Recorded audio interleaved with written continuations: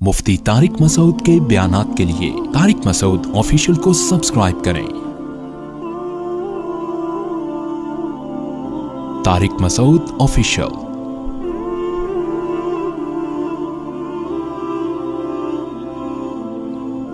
ज़ानी को जो दुनिया में सबसे पहला अजाब मिलता है ना, वो ये मिलता है कि उसको इस गुनाह का चस्का लग जाता है। वो जिना करता है ये सोच के कि सिर्फ एक दफा करूंगा, लेकिन ये हमेशा सोच सोच के करता रहता है और इसी हाल में उसकी मौत आ जाती है। ज़ानियों में मरता है वो। ये बहुत बड़ी भूल है कि मैं एक दफा गुनाह कर लूं फिर तौबा कर लूंगा, और ये शैतान इसलिए करवाता है, यार देखें तो सही इस गुनाह में लज्जत कैसी है, जायका कैसा है। ऐसे ही अल्लाह की तरफ से उस पर फिटकार बरसती है ना ज़ानी पर, वो तड़पता है कि मुझसे छूट जाए। किसी किसी को अल्लाह तौफीक दे देते हैं, लेकिन आमतौर पर क्या होता है, गया बस। इतना मुश्किल होता है फिर उसको इससे, इस दलदल से निकलना। अल्लाह कहते हैं अब गंद में मुंह मारा है, गंद में रहो। अब गंद खाया है ना, अब गंद खाया तो अब गंद में रहो। फिर गंदगी में उसको मजा आता है फिर वो। इसलिए अल्लाह का वास्ता, जिन लोगों से जिना नहीं हुआ, अल्लाह का वास्ता कभी भी इस गुनाह के करीब मत फटको। अल्लाह ने ये नहीं कहा कि जिना मत करो, अल्लाह ने कहा वला तक़रबु जिना, जिना के करीब मत जाओ। करीब कैसे करीब जाता है इंसान? आपके घर में कोई रिश्तेदार जवान लड़की आ गई है, यूनिवर्सिटी की, कॉलेज की, आप घर से बाहर निकल जाओ। बाज दफा ऐसा होता है, लोग मुझे बताते हैं कि कोई मेरे रिश्तेदार खातून आई, जवान थी, कजन थी, घर में मैं था, वो अकेली थी, वो आ गई तो मेरी बड़ी अजीब कंडीशन हो गई, मैं बहुत परेशान हो गया, बहुत मुश्किल से बचा मैं उनसे कहता हूं आप घर से निकले क्यों नहीं? ये तो आप करीब तो चले गए ना। जब एक जवान लड़की आपके घर में आई है, आपको उस वक्त घर में नहीं होना चाहिए, निकल जाओ वहां से। ऐसे दूर भागो जिना से, इतना दूर भागो। अंबिया ऐसे ही करते थे, तभी तो बचते थे वो। जितने बुजुर्गान दीन गुजरे हैं, वो ये नहीं कि जिना नहीं किया, वो हमेशा जिना से दूर भागे। हमारे उस्ताद ने एक वाकया सुनाया था हमें, किताबों में ये वाकया लिखा है कि एक तालिब इल्म था, पुराने वक्तों की बात है, रात को मस्जिद में चिराग लेके मुताला कर रहा था। पहले जमाने में लाइट वाइट तो नहीं होती थी, गाड़ियों के सफर नहीं थे, ऊंटों के सफर थे, तो मुसाफिर लोग बाज दफा आके मस्जिदों में ठहरते थे। तो उसने देखा कि एक जवान लड़की है, पर्दे में है लेकिन खूबसूरत जवान लड़की, वो आई और उससे कहने लगी कि मैं रास्ता भटक गई हूं, मुझे एक रात मस्जिद में गुजारने दे दो। बाकी यानी सही थी वो, इसी तरह हुआ तो कहीं भटक गई थी। शहर में भी बाज दफा लोग भूल जाते थे ना कि रास्ता भटक जाते थे। तो अब ये परेशान था कि मैं इसको रात को अगर पनाह देता हूं तो मुझे शैतान बरगलाएगा, और इस लड़की को अगर मैं पनाह नहीं देता तो ये कहां जाएगी रात को, कोई और इसकी इज्जत से खेलेगा। तो उसने बहरहाल उसको ठिकाना दे दिया, उसको कहा कि आप उधर उस तरफ जाके सो जाएं। नतीजा क्या निकला है कि वो लड़की इसको देख रही थी, ये करता क्या है, उसको भी अपनी इज्जत का डर था ना कि कहीं ये दस्तदराजी ना करे। तो ये नौजवान जिस चिराग में मुताला कर रहा था, मुताला करते करते उसकी आग में अपनी उंगली लेके जाता और उसको जलाता। जैसे ही वो जलने लगती तो इस उंगली को वापस खींच लेता, एकदम तपिश आग लगती ना, वापस खींचता। फिर थोड़ी देर बाद ये उंगली उसमें लेके जाता, फिर वापस खींचता। पूरी रात ये करता रहा है और अपनी उंगली को जलाता रहा है। सुबह उठ जैसे ही हुई है, इसने फौरन, सुबह सादिक हुई ना, फजर की अजान के वक्त, इसने फौरन उस लड़की से कहा यहां से चली जाओ, फौरन यहां से फौरन चली जाओ। उसने कहा अल्लाह की कसम उस वक्त तक नहीं जाऊंगी जब तक तुम ये मुआजरा नहीं बताओगे, ये रात तुमने किया है। तो कहने लगा ये मेरा और अल्लाह का मामला है, मैं तुम्हें नहीं बता सकता। उसने फिर अल्लाह का वास्ता देखेगा, उसने कहा मैं जाऊंगी नहीं यहां से जब तक बताओगे नहीं। उसने कहा शैतान मुझे वरगला रहा था कि एक जवान लड़की है, अजनबी है, कोई देखने वाला नहीं है, कोई देखने वाला नहीं है, तो जिना कर लो इससे, कोई देखने वाला नहीं है। शैतान मुझे लेके जाता था तो मैं अपनी उंगली आग में जलाता था, अपने नफ्स को यह समझाने के लिए कि दुनिया की आग बर्दाश्त कर सकता है, जहन्नम की भी बर्दाश्त कर लेना, जहन्नम की भी बर्दाश्त कर लेना। फिर और अगर तुझसे ये बर्दाश्त नहीं हो रही तो वो कैसे बर्दाश्त करेगा? کہہ رہے جب میں آگ میں جلنے لگتا تھا نا تو میری چیخ نکلتی تھی کہ یار یہ نہیں ہو رہی تو وہ کیسے برداشت ہوگی. حدیث میں آتا ہے جہنم کی آگ دنیا کی آگ سے 70 گنا زیادہ گرم ہے, 70 گنا زیادہ گرم. جب نبی صلی اللہ علیہ وسلم نے صحابہ کو یہ بات بتائی, ترمذی کی حدیث ہے کہ صحابہ کے سینے سے رونے کی ایسے آوازیں آنے لگی جیسے ہانڈی کھولتی ہے, ایسا روئے صحابہ. حالانکہ صحابہ گناہوں سے بچتے تھے, اتنا روئے ہیں کہ سینے کے جیسے ہانڈی کھول رہی ہوتی ہے ایسے ان کے سینے سے رونے کی آوازیں آئی ہیں. اور عرض کیا واللہ انہا لکافیۃ یا رسول اللہ, یا رسول اللہ یہ دنیا کی آگ بہت تھی عذاب دینے کے لیے, اللہ نے اس کو بھی 70 گنا زیادہ گرم کیا ہے. تو اس نے کہا کہ میرے دل میں گناہ کا خیال آتا تھا, میں کیا کرتا تھا, اپنے آپ کو جلاتا تھا جب چیخ نکلنے لگتی. تو اس طرح پوری رات میں نے اپنے نفس کو روکا ہے گناہ سے. تو تقوی کی برکات ہوتی ہیں. اس لڑکی نے کہا, اب گھر میں جا کے اپنے والد سے کہا کہ میں اگر نکاح کروں گی تو صرف کس سے کروں گی, اس نوجوان سے, یا عفیف اور پاک دامن ہے. تو کتابوں میں لکھا ہے کہ اس کے باپ نے اس کا نکاح دیکھو حرام سے بچایا, اللہ نے حلال طریقہ رکھ دیا. تو جو بھی زنا سے بچتا ہے نا, یاد رکھو جیسے زنا کرنے کا عذاب بہت سخت ہے, ایسے ہی کسی کو زنا کا موقع ملے اور وہ بچ نکلے اس کا ثواب بھی بہت زیادہ ہے.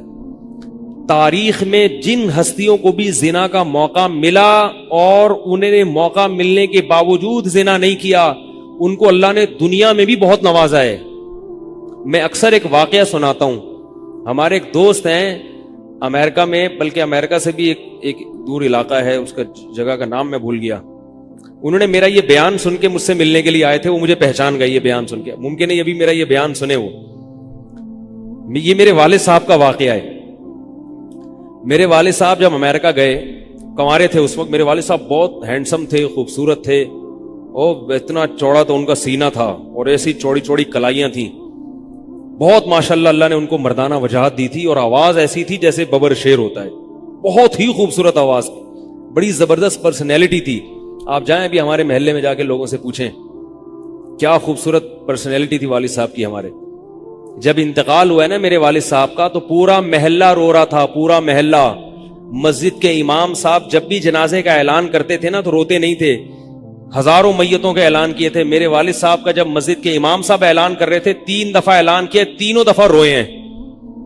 اتنی لوگوں کو ان سے محبت تھی. تو یہ کیسے ہو گئی, یہ کیسے ہو گئی؟ کیوں اللہ نے ان کی محبت لوگوں کے دلوں میں رکھ دی, اور کیوں اللہ نے ان کو اتنا نوازا. والد صاحب نیوی میں تھے, امریکہ جب فرسٹ ٹائم جہاز گیا ہے, کنوارے تھے اس وقت. تو کنوارا لڑکا پاکستانی یا انڈین ہو, پہلی دفعہ امریکہ جائے, وہ بھی کنوارا, کوئی روکنے ٹوکنے والا نہ ہو, اور گناہ کی دعوت ملے, بچنا کتنا مشکل ہے.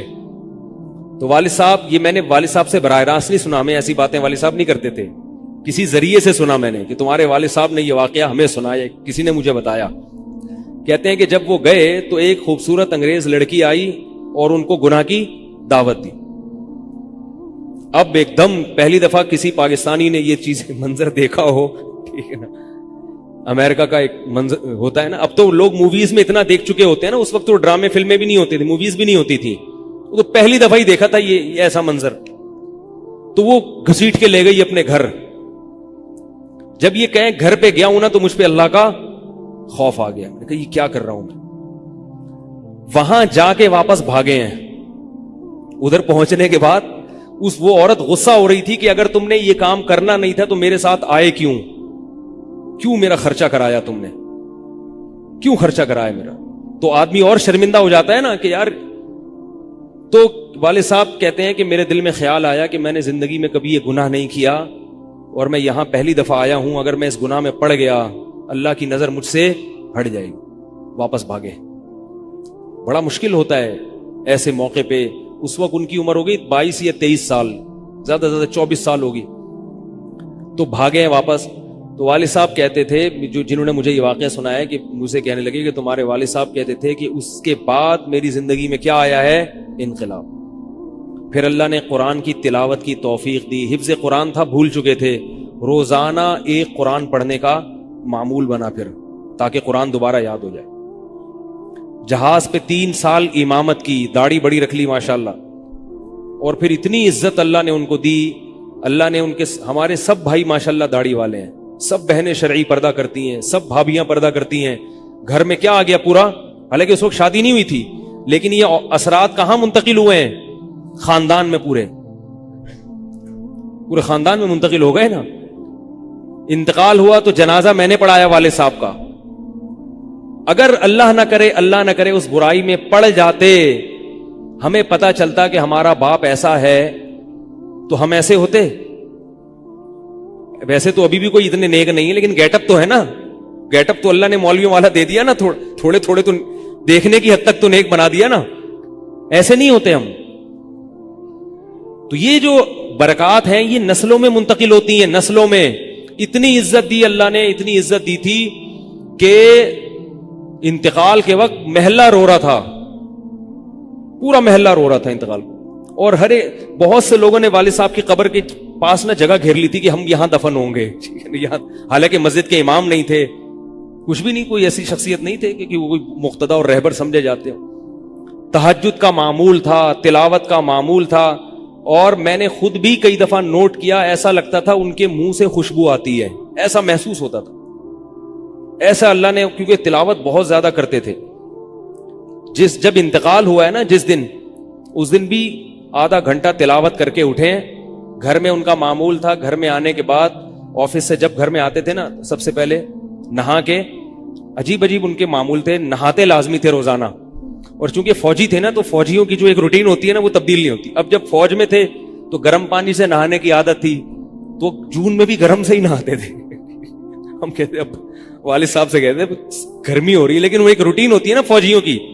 بس وہ آنا ہے, دھوتی پہنی, غسل خانے میں چلے گئے, پانی گرم پہلے کیا, اپنا کام سارا خود کرنا, کسی سے کام ہی نہیں لیتے تھے. اور وہ 2 منٹ کے اندر ایسے پھرتی سے نہاتے تھے. ہم حیران, یہ کیسے نہاتے ہیں اتنی دیر میں؟ کہتے میں صابن سے باقاعدہ تسلی سے نہایا ہوں. اتنی جلدی پھرتی میں کام کرتے تھے. آتے ہی تلاوت کرنی, اور تلاوت اونچی آواز میں کرتے تھے. پورے گھر میں والد صاحب کے تلاوت کی آواز آتی تھی. مجھ سے غلطی یہ ہوئی کہ انتقال سے چند دن پہلے میں ان کی تلاوت سن رہا تھا, تو میرا دل چاہا میں اس کو ریکارڈ, اس وقت ریکارڈنگ کا اتنا زیادہ نہیں ہوتا تھا, میں نے کہا اس کو میں ریکارڈ کر لوں, لیکن وہ ریکارڈ میں نہیں کر سکا. میں نے کہا چلو بعد میں کر لوں گا, اور ان کا انتقال ہی ہو گیا. تو تلاوت اونچی آواز سے ٹوپی اتار کے تلاوت کرتے تھے. تو جس دن انتقال ہوا ہے, اور اللہ سے کہتے تھے کہ اللہ کسی کا محتاج نہ بنانا, ساری زندگی کسی سے خدمت نہیں لی, صرف جو ہے نا کمر دبواتے تھے بیٹوں سے اپنے. تو مجھ سے بھی دباتے تھے, میرا یہ انگوٹھا بڑا مضبوط ہو گیا ہے. وہ کمر پہ نا ان کے یہ ایسے مالش کر کے, ایسے کمر پہ میں مالش کرتا تھا والد صاحب کی, یہ تیل لگا کے نا ادھر, تو میرے انگوٹھے میں بڑی طاقت پیدا ہو گئی تھی. تو مجھے کہتے تھے یار تم ہو باریک سے, میرے باقی بھائی ذرا, لیکن یار تمہارے ہاتھ میں بڑی طاقت ہے. تو میں کہتا تھا کہ یہ میرے ہاتھ میں طاقت نہیں ہے, یہ مالش کر کے نا یہ انگوٹھا بہت مضبوط ہو گیا ہے. تو کیا تھا, تلاوت کی انتقال سے پہلے, اور بار بار دعا کیا کرتے تھے کہ اللہ بستر پہ لیٹوں نہیں. زندگی میں ہم نے کبھی نہیں دیکھا والد صاحب بستر پہ لیٹے ہوں, یعنی بیمار ہو کے لیٹے ہوں, اپنا سارا کام پھرتیلے پن سے کوئی بالکل. تو وہی ہوا, موت کے وقت بھی ایسا ہی ہوا. آئے ہیں, تلاوت کی ہے, پھر اس کے بعد گئے عشاء کی نماز پڑھنے, صف میں بیٹھے ہوئے تھے کہ گر گئے.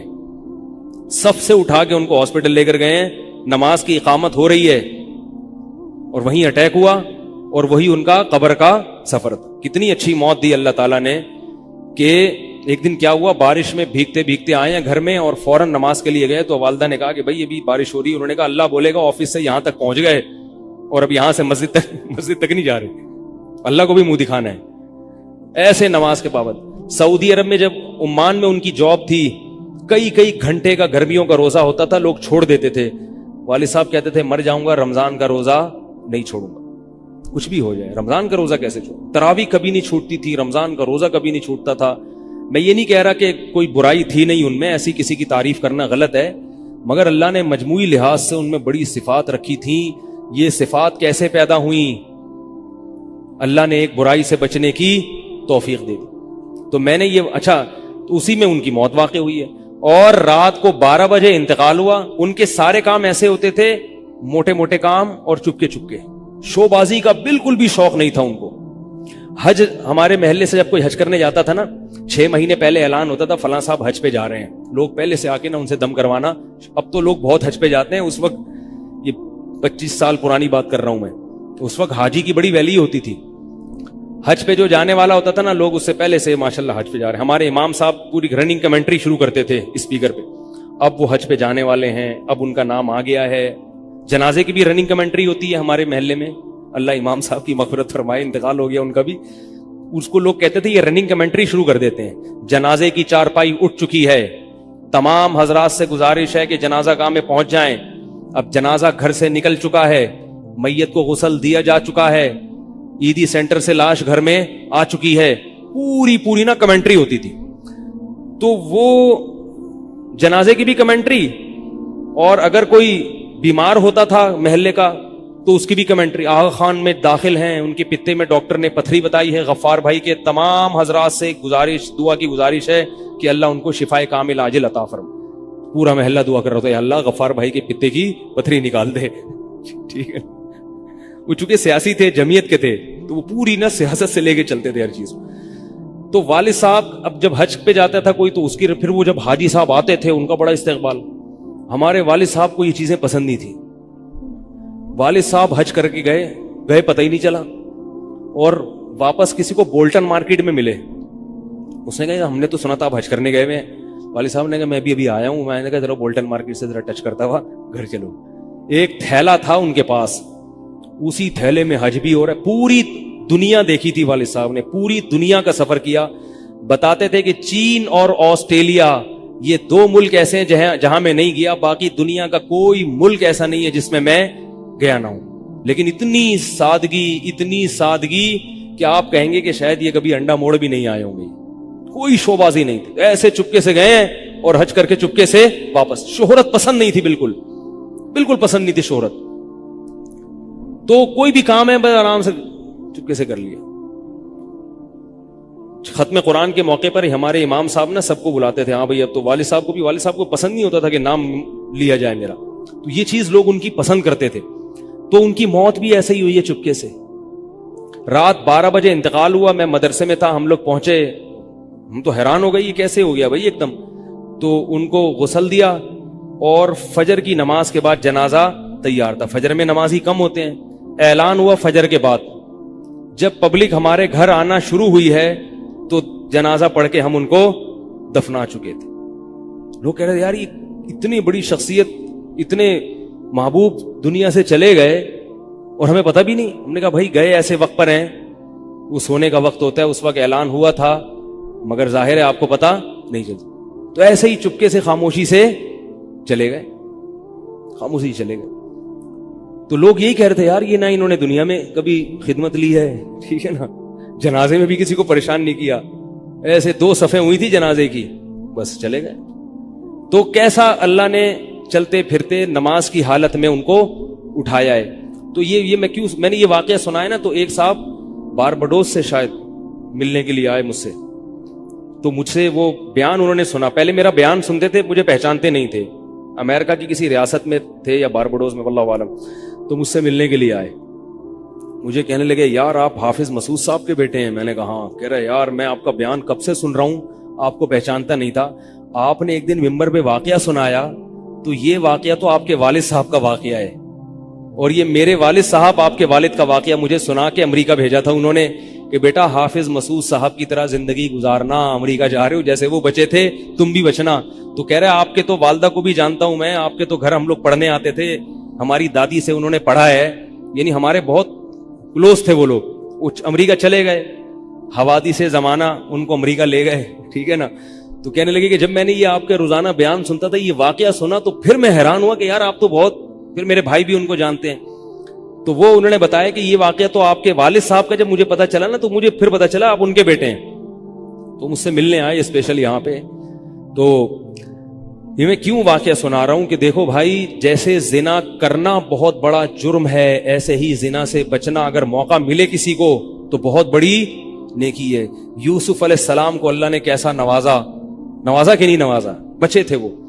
तो भाई करने वाले बहुत हैं, बचने वाले थोड़े हैं। तो करने वालों में अगर अपना शुमार करोगे तो जहां बहुत सारे लोग हैं, मजे की जिंदगी गुजारी, थोड़े दिनों के लुत्फ और मजे हैं, उसके बाद दुनिया का सुकून भी गया और आखिरत में जहन्नम की आग।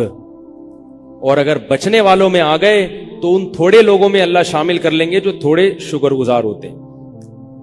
لیکن اس کا یہ مطلب نہیں ہے کہ ایسا ماحول کریٹ کرو کہ پھر آپ کو بچنے کا موقع ملے. دور بھاگو. میں نے بتایا نا, کوئی لڑکی گھر میں آتی ہے, باہر نکل جاؤ گھر سے, بولے بھائی تنہائی میں نہیں. میں تو اس کی احتیاط کرتا ہوں. کوئی جوان خاتون اگر مسئلہ پوچھنے آ جائیں, بوڑھی ہے تو کوئی اتنا مسئلہ نہیں ہے, جوان خاتون, ایسا ہوتا ہے بعض دفعہ خواتین کو تو ماحول کا نہیں پتا ہوتا, اب وہ آئی ہیں, میں گھر میں کوئی نہیں ہے, آگے دروازہ بجا رہی ہیں, مفتی صاحب گھر میں مسئلہ پوچھنا. گھر میں نہیں بیٹھوں گا, سڑک پہ کھڑے کھڑے پوچھو, ٹھیک ہے نا, بے احترامی ہے.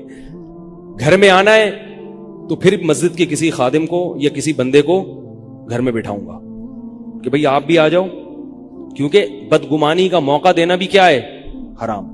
ہاں گھر والے موجود ہوں, اہلیہ موجود ہیں, پھر بے شک آگے بیٹھو. اور پھر بھی میں ایسا نہیں کرتا کہ اہلیہ دوسرے کمرے میں اور یہ خاتون اس کمرے میں میرے ساتھ بیٹھے. ایسا نہیں ہوگا بھائی, ایسا کریں گے تو کون آئے گا, ہے بھائی, ایسا نہیں.